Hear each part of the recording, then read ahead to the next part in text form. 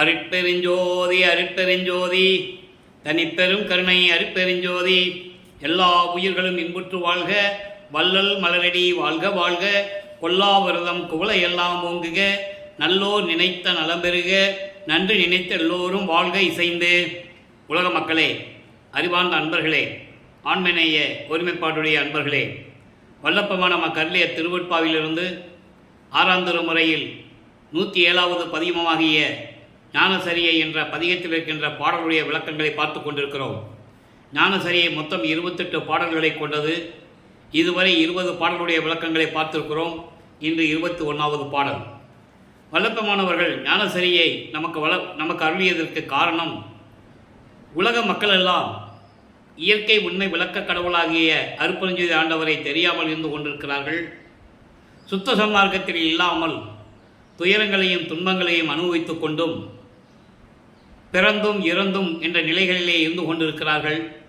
இந்த பிறவி துன்பத்தை அவர்களால் நீக்க முடியவில்லை. எனவே உலக மக்களை எல்லாம் சுத்த சன்மார்க்கத்தில் சேர்த்து உலக மக்களெல்லாம் மரணமில்லா பெருவாழ்வில் வாழ வேண்டும் என்பதற்காகவே ஞானசரியை நமக்கு அருளியிருக்கிறார்கள். வல்லப்பமானவர்கள் அருட்பெருஞ்சோதி ஆண்டவருடைய மகனாக இந்த பூலோகத்திற்கு ஒரு தாயின் வழியாக வருவிக்க உற்று 33 ஆண்டுகள் வரையிலும் சமயங்கள் மதங்கள் மார்க்கங்களுடைய நெறிகளை பின்பற்றி கொண்டிருந்தார்கள் என்பதை நாம் திருவெற்பாவிலிருந்து நாம் ஏற்கனவே பார்த்திருக்கிறோம். அருட்பெருஞ்சோதி ஆண்டவருடைய திருவிளையாடல் என்ற பதிவிலே நாம் இதுவரை 350 பதிவுகளை நாம் பதிவு செய்திருக்கிறோம். அதிலிருந்து எல்லா விளக்கங்களையும் பார்த்திருக்கிறோம். ஏன் அவர் சமயங்களையும் மதங்களையும் மார்க்கங்களையும் பின்பற்றி கொண்டிருந்தார் என்பதையும், அதன் பிறகு சுத்த சன்மார்க்கத்துக்கு வந்த பிறகு அதெல்லாம் தேவையில்லை, உலக மக்களுக்கு அது தேவையில்லை என்ற நிலையையும் விரிவாக நாம் ஏற்கனவே பார்த்து விட்டோம். இன்று ஞானசரிய பாடலை பார்க்க போகிறோம். நல்லா கவனிங்க. இந்த பாடலுடைய விளக்கத்தை பார்ப்பதற்கு முன்னால் ஒரு சின்ன விளக்கம் தர நான் கடமைப்பட்டிருக்கிறேன். சாதிகளிலே, மதங்களிலே, சமய நெறிகளிலே, சாத்திர சந்தடிகளிலே, கோச்சார சண்டைகளிலே, ஆதி முதல், நல்லா கவனிக்கணும், ஆதி முதல் அனுமானித்து என்பது ஏற்கனவே உலக மக்கள் சாதிகளிலும் மதங்களிலும் சமய நெறிகளிலும் பின்பற்றி கொண்டு, கோச்சிர சண்டைகளையும் பின்பற்றி கொண்டு, ஆதியிலிருந்தே அனுபவித்து கொண்டு, ஆதியிலிருந்தே துன்பப்பட்டு கொண்டும் துயரப்பட்டு கொண்டும் இருந்து கொண்டு வீணாக பொழுதை போக்கிக் கொண்டு மரணமடைந்து கொண்டிருக்கிறார்களே என்ற நிலையை தெளிவாக நமக்கு அருளியிருப்பார்கள். அலைந்து அலைந்து நீவீர் மடிவது அழகலவே என்று கூறுவார். அந்த நிலையை மாற்ற வேண்டும், அந்த நிலையை மாற்ற வேண்டும். அதுக்காகத்தான் ஞானசரியை நமக்கு அருளியிருக்கிறார்கள். ஞானசரியை என்பது சரியை கிரியை யோகம் என்ற 12 நிலைகளை கடந்தது. 13வது நிலையான திரையோதச நிலை என்பதுதான் இந்த ஞானசரியை என்பதுதான் மரணமில்லா பெருவாழ்வு. இப்போ பாடலை நல்லா கவனிங்க. நிறைய விளக்கங்கள் தரலாம், நமக்கு நேரம் பற்றாக்குறையாக இருக்கிறது. சேர்ந்திடவே ஒருபடுமின் சமரச சன்மார்க்க திருநெறியே பெருநெறியாம் சித்தி எல்லாம் பெறலாம். ஓர்ந்திடுமின் உண்ணுதற்கும் உறங்குதற்கும் உணர்ந்தீர் உலகமெல்லாம் கண்டிடும்போர் உளவை அறிந்திடரே. வாழ்ந்த கடல் உலகறிய மரணம் உண்டே, அந்தோ மரணம் என்றால் சடம் என்னும்போர் திறனமும் சம்மதியா. சார்ந்திடும் மரணம் அதை தடுத்திடலாம் கண்டீர், தனித்திடும் சிற்சபை நடத்தை தரிசனம் செய்வீரே. இது பாடல். இந்த பாடலுடைய விளக்கம் பாருங்க. உலக மக்களே, நீங்களெல்லாம் ஒன்று சேர்ந்து சுத்த சன்மார்க்கத்தை அடைவதற்கு நீங்கள் விரும்புங்கள், சுத்த சன்மார்க்கத்திற்கு வாருங்கள். சமரச சன்மார்க்கனுடைய அருள் நெறிதான் பெருநெறியாகும்.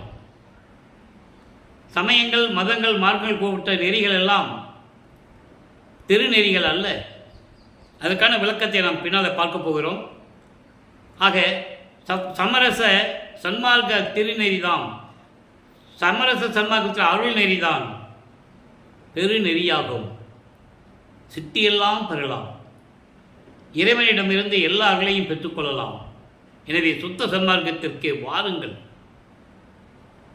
ஓர்ந்திடுமின் என்பது நன்றாக ஆராய்ந்து அறிந்து கொள்ளுங்கள். முதலில் இதற்கு முன்னால் ஏற்கனவே பல யுகங்களிலே தோன்றிய சமயங்களும் மதங்களும் மார்க்கங்களும் அழிந்து விட்டது, யுகங்களும் அழிந்து விட்டது. இந்த நிலையில் நீங்கள் ஆராய்ந்து உணர்ந்து கொள்ள வேண்டும். நமக்கு தேவை என்ன என்பதை நீங்கள் உணர்ந்து கொள்ள வேண்டும். உண்ணுவதற்கும் உறங்குவதற்கும் உணர்ந்தீர். சாப்பிட வேண்டியது, தூங்க வேண்டியது, இதுதான் சுகம் என்று நீங்கள் நினைத்து கொண்டிருக்கிறீர்கள்.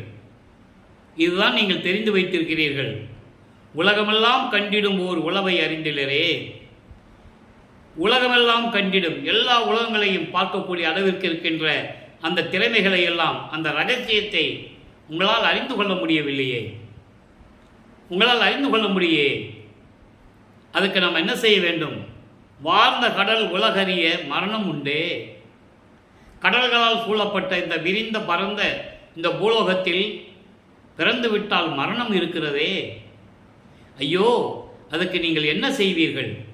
மரணம் என்றால் சடம் என்னும் ஓர் திறனமும் சம்மதியாது. மரணம் என்றால் உணர்ச்சியே இல்லாத ஒரு மரக்கட்டை, ஒரு துரும்பு கூட அதுக்கு சம்மதிக்காது. அப்போ அந்த மரணத்தை நம்மளும் தடுக்க வேண்டும். சார்ந்திடும் அம்மரணம் அதை தடுத்திடலாம் கண்டீர். ஆக இப்படி வரக்கூடிய மரணத்தை நாம் தடுத்து விடலாம். நன்றாக தெரிந்து கொள்ளுங்கள் உலக மக்களே. தனித்திடும் சிற்சபை நடத்தை தரிசனம் செய்வீரே. சிற்சபையில் விளங்கி கொண்டிருக்கின்ற, அருநடனம் செய்து கொண்டு திருவிளையாடல் செய்து கொண்டிருக்கின்ற இறைவனை நீங்கள் தரிசனம் செய்யுங்கள், வணங்குங்கள்.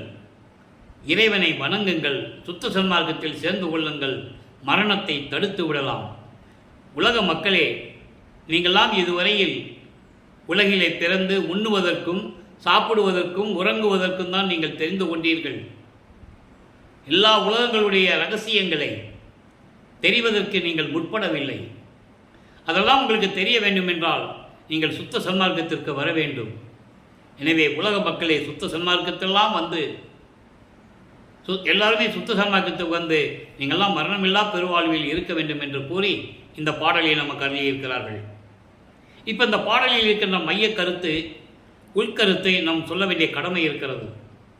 உலகமெல்லாம் கண்டிடும் ஓர் உளவை அறிந்திலரே அப்படின்னு சொல்கிறார். அதுக்கான விளக்கத்தை நாம் சொல்ல வேண்டிய கடமை இருக்கிறது.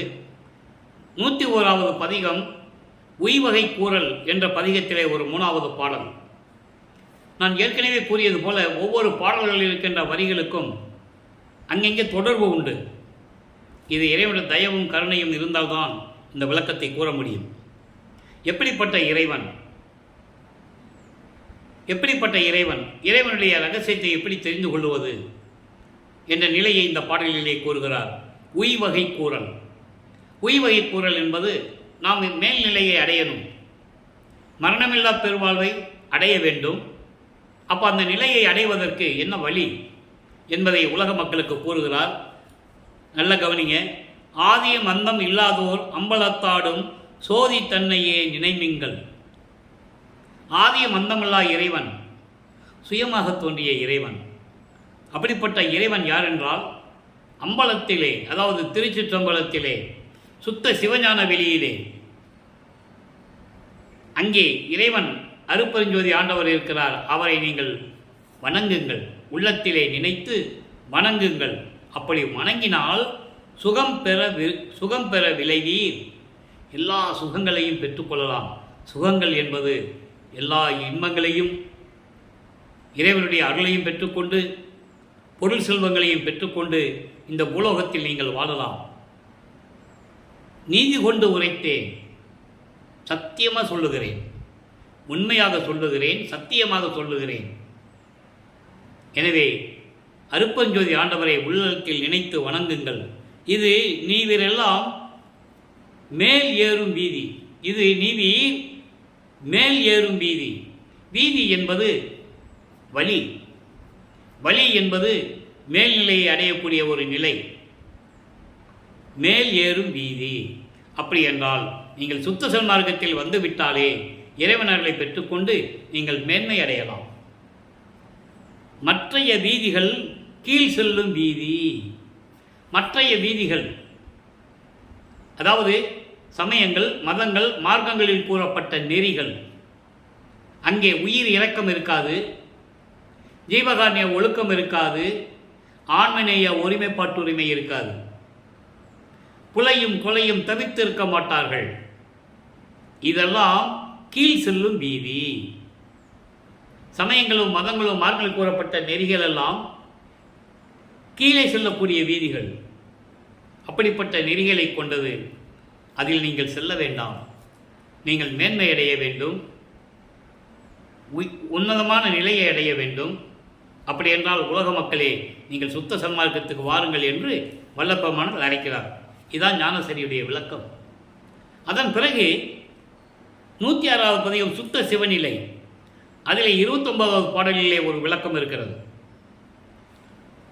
சாத்திரங்கள் எல்லாம் தடுமாற்றம் சொல்வதன்றி.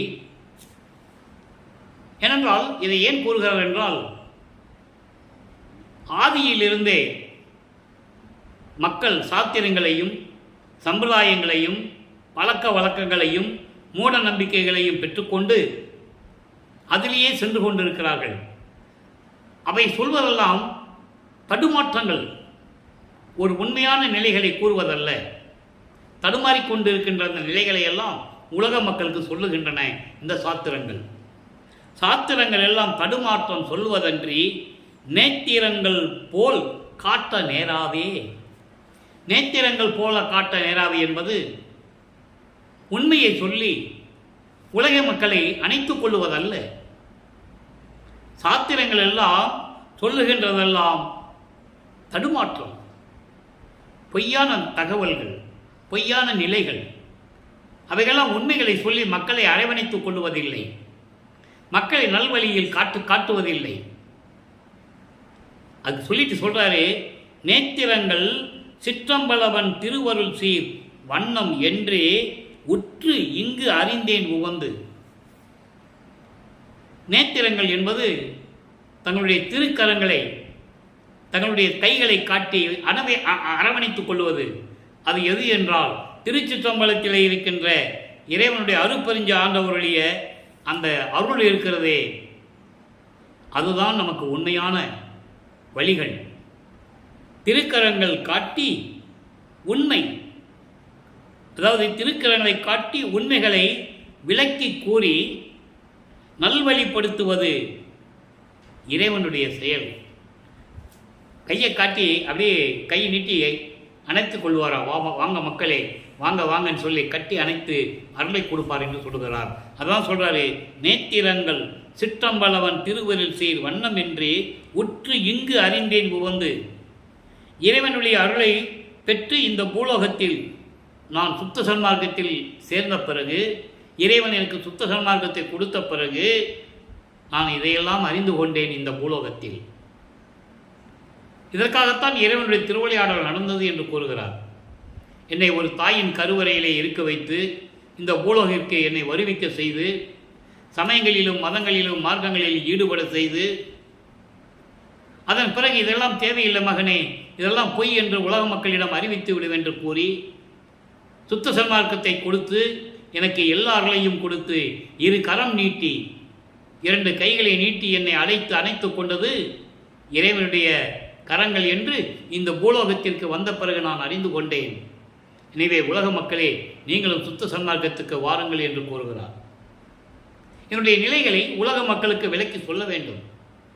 அப்புறம் இவர் ஏன் சமயங்களில் மதங்களில் மார்க்கங்களில் இருந்தார் என்ற கேள்விகளை மக்கள் கேட்கும்போது நாம் பதில் சொல்ல வேண்டும். அதற்காகத்தான் அவர் இறைவனுடைய திருவிளையாடல் நடந்தது என்பதை நாம் ஏற்கனவே கூறியிருக்கிறோம். இவர் தந்தையிடம் கேட்பார், அருட்பெருஞ்சோதி ஆண்டவரிடம், ஏன் இப்படியெல்லாம் என்னை சமயங்களிலும் மதங்களிலும் மார்க்கங்களில் ஈடுபட செய்து எல்லா நிலைகளிலேயும் இருக்க செய்து இப்போ அதை பொய் என்று சொல்லுகிறாயே, மக்கள் என்னை பற்றி என்ன நினைப்பார்கள் என்றெல்லாம் கேட்பார்.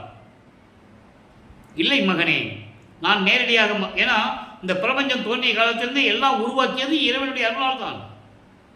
சமயங்கள் மதங்கள் மார்க்கங்கள் உருவாகும் போது இவர் தடுத்து இருக்கலாம், ஏன் செய்யவில்லை என்ற நிலையை நாம் உணர்ந்து பார்க்க வேண்டும். அப்போ அவர் சொல்றாரு, எல்லாம் என் பார்வையில் தான் நடந்தது, அதை மாற்றி அமைக்க வேண்டும், இது தேவையில்லை என்ற நிலையில் தானே உன்னை நான் வருவிக்க விட்டேன். அதனால் நீ இறைவன் செயல் என்று சொல்லி நீ மக்களிடம் சொல்லிவிடு. இறைவன் இருக்க சொன்னால் நான் இருந்தேன். சமயங்களிலும் மதங்களிலும் மார்க்கங்களிலும் நடமாட விட்டு கொண்டிருந்தான், நான் நடமாடிக்கொண்டிருந்தேன். எல்லாம் இறைவன் செயல் என்று நீ சொல்லிவிடு என்ற நிலையை மகனிடம் சொன்ன பிறகுதான் இவர் இந்த நிலைகளை கூறுகிறார். எனவே உலக மக்களே, நீங்கள்லாம் சுத்த சன்மார்க்கத்தில் இணைந்து இறைவனுடைய அருளை பெற்றுக்கொண்டு, இறைவன் ஜோதி வடிவில் இருக்கிறான். சாதிகளையும் மதங்களையும் மார்க்கங்களையும் சாராத இறைவன். அப்படிப்பட்ட இறைவனை வணங்கி சுத்த சன்மார்க்கத்தில் இணைந்து நீங்கள் இறைவனுடைய அருளையெல்லாம் பெற்றுக்கொண்டு இந்த உலகிலே வாழ்வாங்கு வாழ வேண்டும்.